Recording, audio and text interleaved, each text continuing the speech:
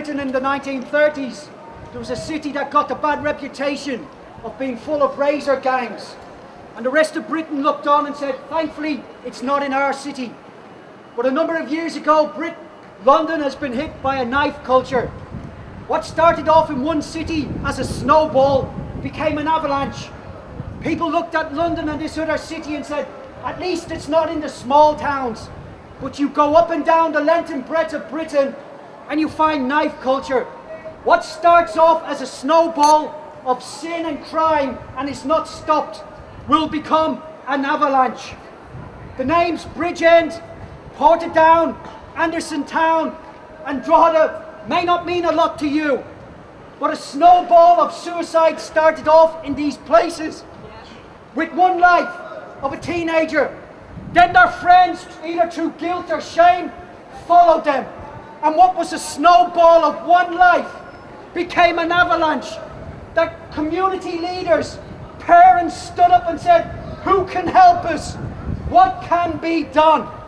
Thankfully today, we have come out with a message that when circumstances look dire and impossible, there is a God who says, with God, nothing shall be impossible. In the darkest circumstances, God always has a witness. Eric Liddell, the man who they made the movie Chariots of Fire about, he was a missionary to a country where there was a war. And in the prison, while his fellow men fought over grains of rice, Eric Liddell was given the opportunity to leave the prison. But there was a pregnant woman there. And he said, let this woman take my place. And Eric Liddell died afterwards. Amidst the darkness, God always has a witness. And God says when the enemy comes in like a flood, the Spirit of the Lord will raise a standard against him. What is the standard? It's a new life in Jesus Christ.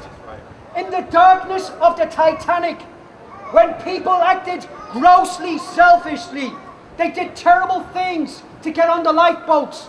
There was a pastor called John Harper who said, no, I will not get on the lifeboat, even though he had the opportunity to.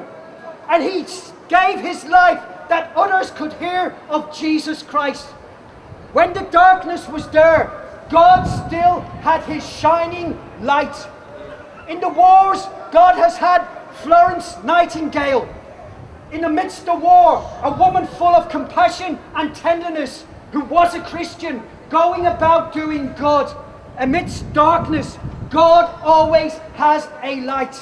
And what we are saying to you today, that when the enemy comes in like a flood, the Spirit of the Lord will raise a victory flag against him. That with God, nothing shall be impossible. That when people see circumstances spinning out of control, God has given the promise that if any man, woman, boy or girl be in Christ Jesus, they are a new creature. Old things have passed away. Behold, all things become new. There is nothing that God cannot change. There is no circumstance that God cannot rectify.